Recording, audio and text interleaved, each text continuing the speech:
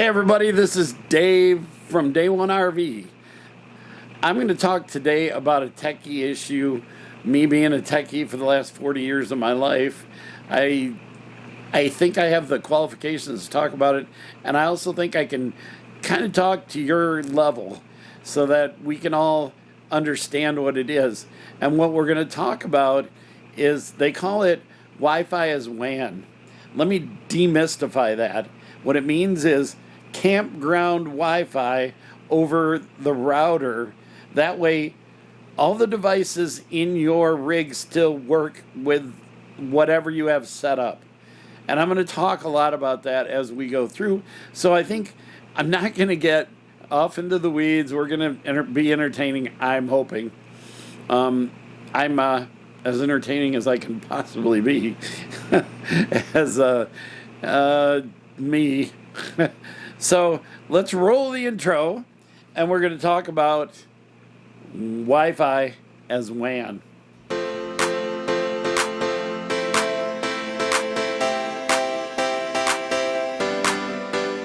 Well, welcome back. I'm Dave again, and what I want to talk about is, and let me talk about this for just a second so you guys totally understand what Wi-Fi as WAN means and why they say it. You know, it's interesting because a lot of the tech people will say Wi-Fi is WAN, Wi-Fi is WAN, and you have no idea what it means. What it means is that you're picking up an external Wi-Fi and you're using it as a wide area network. What a wide area network is something coming in from outside in to be the internet for you. Not necessarily internet, but that's what we are using right now. And so, like, if you have Starlink and it's an external thing that brings internet in, you can plug it into what's called a WAN port, a wide area network port. The thing is with a campground Wi-Fi is you can't plug into their network. So I have a Pepwave Max VR1 5G Pro, and it has one WAN port. So I can plug my Starlink into it, and it's great, and it works. And then I have a couple of SIM cards, and I have an AT&T FirstNet, and I have a T-Mobile, and so I get great internet. There's places like this, though. I'm in Bay St. Louis. Still, I'm just about to leave in the next day or two, and we have okay cell service. When I say okay, I mean 1 to 2 gig is all I get, really. Even out of the T-Mobile, which I can get up to 600 depending on where I'm at. So this is not the greatest cell network area here. And then I'm in the trees. I can use my Starlink by moving it, like way away from me and trying to find a clear spot in the sky. But it's $150 a month to turn on. And I have campground Wi-Fi at a post, and I don't know if you can see it, but there's a post right here out of my window. And that post happens to be the campground Wi-Fi. I get perfect campground Wi-Fi signal. So how about I use campground Wi-Fi? And to simplify it, I could program both TVs. I could program my 2 computers. I can program the cell phones to all do the campground Wi-Fi. But there's a problem with that. They gave us a code, and the code only works for 2 devices. 2. And that happens in a lot of campgrounds where they'll say, or even hotels, if you stay at a hotel, you can use this, but you can only connect a couple of things. And so that's the first problem. I want to connect all these things, and I don't want to really reprogram both of my TVs and my computers and everything to use a different one. Have to enter the password into both of them, and they always give you like these passwords that are so long that you can hardly type them in. And so I want a way that's different than that. So this is a way to get around that. I have 6 devices in here connected through one WAN connection, which is my campground, and it only allows 2 connections. So how do I have 6? Here's the reason. I have one thing connected to the campground Wi-Fi. It has no idea that it's serving up 6 devices. So it was funny. This morning I get a text from Leah, one of the owners, and they said, one of the people in the campground is saying the Wi-Fi isn't there. And she said, are you getting your Wi-Fi? Because she knows what I'm doing. And I said, yeah, I am. And everything's good. I had the TV on, it was on my computers and my cell phone. So yeah, everything was working good. So if you want to connect to something like that, you can. Number 2, there are a lot of times where they give you a code.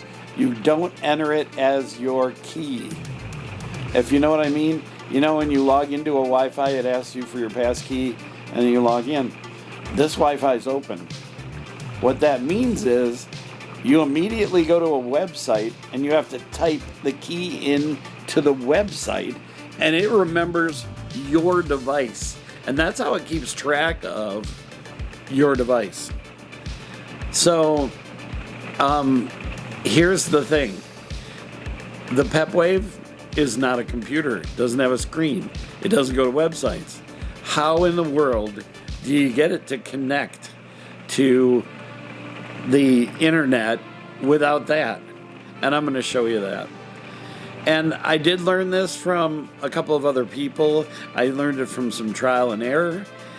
And there are a couple of videos from Techno RV and Mobile Must Have, but nobody else really talks about it at our level, you know, the real human being level. So I'm going to talk to you at the human being level about how to use the campground RV, the campground Wi-Fi to produce Wi-Fi for your entire rig, only be one device, so it be legal to them, and you can do what you want with it, and you don't have to reprogram everything. Boom, you turn your TV on and it works. You don't have to go back into the TV settings, find the Wi-Fi, hit that, type that really long key in. Then when you go to bed, if you watch TV upstairs, have to do it again. Have to turn the TV on, go into settings, go to Wi-Fi, find the Wi-Fi, type it all in, do all that stuff. This gets completely around that. All you do is turn your TV in. I have a Pepwave Wi-Fi thing that I've created, and all my stuff connects to it automatically. I even use it while I'm driving down the road because I plug it in the rig to a 12-volt connection, and it's picking up my cell connections while we're driving down the road. So I can still use it for that too. So, as we speak, I am using and editing the campground Wi-Fi through my Pepwave. So let me get to the details and show you guys how this works. Here is my Pepwave device. I keep it up in this cabinet above normally, but I pulled it down to show you guys some stuff. This is, like I said, the Max VR Pro 5G, and on the front of it, it has your 2 WAN or your 2 local area network or Wi-Fi connections. And that's what I want to explain, is what the difference between LAN and WAN is, and they have it all printed on here. LAN is what you have internal. It's your network. So if you want to plug into your network, you have 2 ports, and those plug directly into whatever you defined for your Wi-Fi. So you can hardwire stuff in and get to your Wi-Fi. And the Wi-Fi comes from these 2 antennas, and then you configure that in the unit. The other port here is called WAN. WAN means it's coming in from outside and bringing you something. So you can use Starlink, you can use like whatever to bring Wi-Fi into your unit, or I don't know, it could be connected to something weird and bring it in too, but normally it's bringing it in like through some kind of Starlink or something. So that's what the front of this is, plus a plug. I keep it plugged into the 12 volt connection here because I like it while I drive down the road, and again, I don't have to change my phones or my computer, and I can do editing while I drive down the road. So the back of this, pretty simple. It has these are external connections for your cellular. You can connect those to antennas that go on top of your rig, but if you want to be as inexpensive as possible, you might as well just leave these on, and they work pretty good.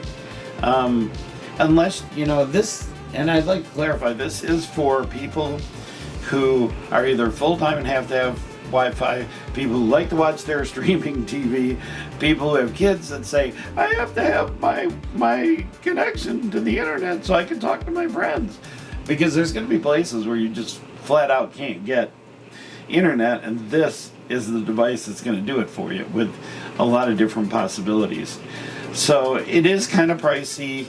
Like I said, if you go to Techno RV or Mobile Must Have, they don't sponsor this, but either one of the two is great information on it. Techno RV usually has some kind of deal on it once in a while. So anyway, this is what this is. And then you can plug in, if I move this, there's a GPS antenna there. And then also, right next to the GPS antenna, that's your SIM cards. So if I move this little door away, my SIM cards, A and B, are in there. I have an AT&T and a T-Mobile. And so those live inside the back of this unit. So that's why this thing is so powerful, because not only does it have the use of the SIM cards and both SIM cards, which is really nice, because how many times have you been somewhere and you had Verizon and it didn't work, or you had AT&T and it doesn't work because they don't have 5G hardly anywhere, or T-Mobile, and then people used to complain about Sprint T-Mobile all the time, but now it's gotten to where I can get 50-60 meg service, which is pretty decent. So that's what this device looks like. That's how it works. It's a pricey little device. It is well worth it, I think. And like I said, I use it full time. I work, and this is fast enough for me to do Zoom meetings and Microsoft Team meetings and all that kind of stuff right through this. So that's what I do. And if I couldn't do that, I couldn't work. If I couldn't work, I couldn't live in my RV. And so I have the ability to work full-time, and to live full-time in my RV. So that's what that's all about. We're going to log into the Pepwave device. So the Pepwave device comes with admin. If you haven't changed it, let me tell you, I'm going to break in and just put funny things in your system. So if I was you, I would definitely change the login. And once you get in, it shows you on this dashboard where things are and what's going on. If you, oh, look at that, WAN's failed. If you are connected to a Wi-Fi, this is how you do it. Let's see, let me disconnect. So I'm disconnected. So it goes through the process of looking at all the wireless networks that are available. And these are all the ones available. And it connected back to the campground Wi-Fi. Don't know why it wasn't before, but so it was scanning for all the different ones. So anyway, let me get back to this. So you have, with the Pepwave, it comes with two Wi-Fis. Let me put them together.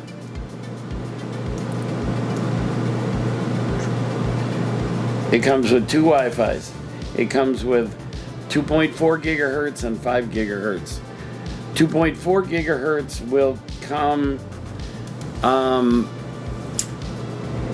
it'll come from farther away, but it's not as fast. 5 gigahertz, if you're close enough to the tower, then it works good. And I am, because it's right there. So then you have your cellular connections.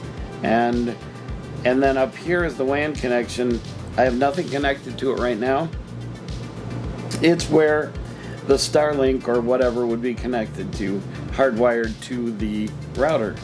So right here, it shows you which card you're using in your SIM card currently. Right now it's using my AT&T FirstNet. For some reason it did disconnect from the Wi-Fi here. That's one of the nice features of the whole thing here, this Pepwave, is that you don't even know necessarily who you're connected to and who you're not. And it says it's been up on this for 3 hours. So it's connected to my AT&T and it's working just dandy. Now, what you can do with these Wi-Fis, and this is what I was going to show you, is you can click here to see the wireless networks. So say I want to do Bay Hideaway, which is where I'm at, and I want to connect back to the guest one, which I was on before. And so I click on it. It says, you want to connect? Yes.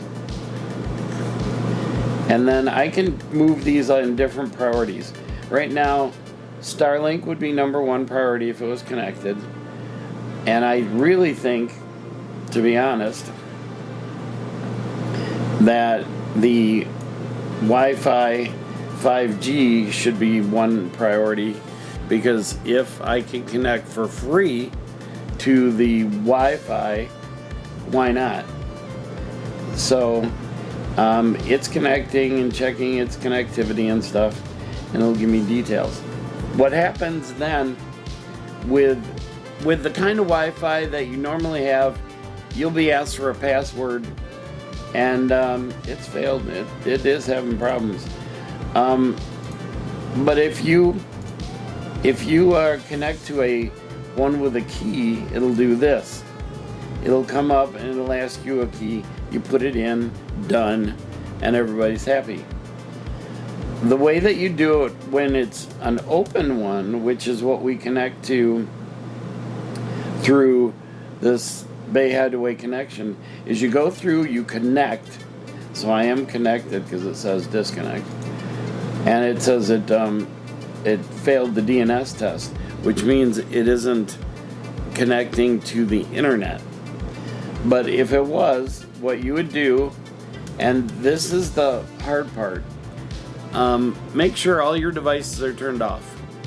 Turn your TV off, disconnect the Wi-Fi from the cell phones, and disconnect everything from the computers. Connect this, move the priority up, and put it right here in 1. It'll try and use that as first priority.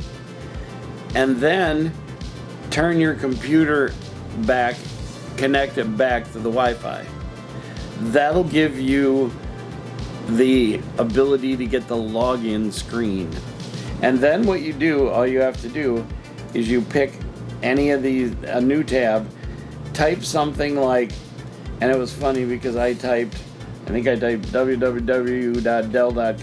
like that, and I hit enter, and because it wasn't connected yet, it went through the Wi-Fi and it went, enter your key. So they had given me a key, and it only allows 2 devices to be connected, and I type it in here. Because I'm connected, I'm sorry, because I am connected to this, it is going to here, because it isn't connecting to this Wi-Fi. Let me try the 2.4 gigahertz and see if it's any different. I'll try to connect here and see what it says. Open. And it didn't like it either. Evidently it's still scanning. So yeah, it didn't like that connection either. So anyway, I can't show you exactly what I did, but what I did do was disconnect everything, because you don't know, whatever grabs it first is going to get that sign-on screen. So when you connect it to that outside internet, you want to make sure that nothing else is connected, so that when you connect your computer, boom, you get the sign-on screen. So that's the best way to do it. And so I did that, turned my TVs off, did this, connected. It comes up, the key that they give you, the big long thing, you type it in once in here, then the Pepwave connects, and you're done. And that's it. That's all you have to do. So each time you go to a different place, all you have to do is log into your Pepwave, go into wireless, find the one that you want to connect to, connect, and then either type the password in or make sure everything's disconnected except your one computer, and then connect it, and it'll come up, and type in some random website. It'll come up and ask you first for your key. So that's the way to connect it. This process is very simple. It's not complicated. And because of that, I think anybody can do this, and I think it's a great thing for people who are not techie to do. It's right on the front page, right on the dashboard here, and you can see. And what's really nice about it, like this, if my Wi-Fi fails, it goes boom, down to priority 2, cell connection. Oh, it connected to my first net. Done. So that's the way it works. I am so glad that you guys tuned in. I really appreciate you. Please do all the stuff. Like, subscribe, write a comment. Do you use Pepwave or do you use something else? And I know that other products do this same thing, and that you can get into this with the other products. I just wanted to show you through my Pepwave, and show you how, because I have one network on my Pepwave. I have this, my Big Dog Pep, that I connect to no matter what, and I can connect in my car, I can connect my truck, I can connect in here, I can connect about a half a block down the road, because this thing's so powerful. And it's really nice that I can use this Pepwave and do that. So that's how it's used. That is, now you guys know what Wi-Fi as WAN means. When somebody says that, it's campground over your internet, and that's what it is, really, bottom line. So this is Day One RV. I'm Dave. I am so glad that you tuned in. You guys have been so great, and like I said, please subscribe, write comments about what internet you're using and how you're using it, and I will go through all those comments. Like the video if you liked it, share it, pass it on with others, and remember that this is day one of the rest of your life. This is not a dress rehearsal. I've had some problems with my legs, and they are really an issue right now, and I know that personal experience, you don't always have tomorrow. Yesterday's gone, so live today the way that you want. And I have so many people back at home saying, Dave, how's it going? What's going on? You are so lucky that you get to travel all over the United States and see different things. A little rainy today out here in Bay St. Louis, but I'll take I